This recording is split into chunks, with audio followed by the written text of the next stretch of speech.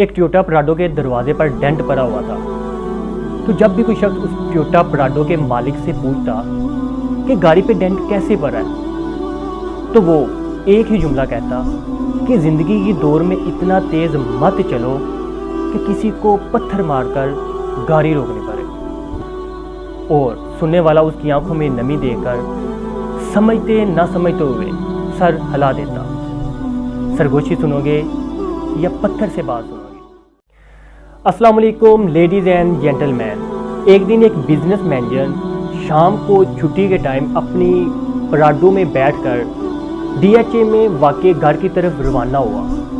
जैसे ही वो एक नशीबी इलाके से गुजर रहा था तो उसने एक छोटे से बच्चे को अपनी गाड़ी की तरफ आते हुए देखा और उस छोटे बच्चे ने हाथ के इशारे से गाड़ी रोकने की कोशिश की, लेकिन उस मैनेजर ने उस बच्चे की तरफ ध्यान ना किया। तो अचानक कुछ लम्हों के बाद उसकी गाड़ी के ऊपर ठक की आवाज़ आई। तो उसने फ़ौरन गाड़ी रोकी और नीचे उतरकर जैसे ही उसने देखा तो उसके गाड़ी के दरवाजे पर एक चिप डेंट का निशान पड़ चुका था। तो वो फ़ौरन गुस्से के साथ उस बच्चे की तरफ लपका और उसने उसका गिरेबान पकड़कर उसको झंझोड़ा और कहा कि तुम्हें शर्म नहीं आती ऐ पागल की औलाद कि तुमने अब इतनी बड़ी गाड़ी के ऊपर पत्थर मारा है और इसके ऊपर चिप डाल दी है, तुम्हें किसी ने तमीज़ नहीं सिखाई।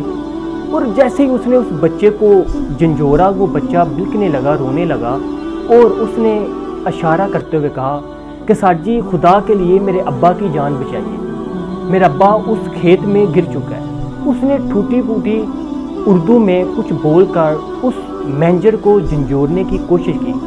तो जैसे ही उसने बच्चे की दर्द भरी दास्तां सुनी तो वो फ़ौरन बच्चे के साथ उस खेत की तरफ गया और वो देखता है कि एक बुरा शख्स औंधे मुंह ज़मीन के ऊपर गिरा पड़ा है। उसने उसको उठाने की कोशिश की और थोड़ी सी एफर्ट जोर लगाकर उसने उसको व्हील चेयर के ऊपर बिठाया और वो क्या देखता है कि उसके पास चावल भी बिखरे पड़े थे। उसको ऐसा मालूम हुआ कि शायद बाप बेटा कहीं से ये अपना खाना मांग कर ले जा रहे थे और व्हील चेयर के बैलेंस के बरकरार ना रहने की वजह से वो इस खेत में गिर पड़ा है।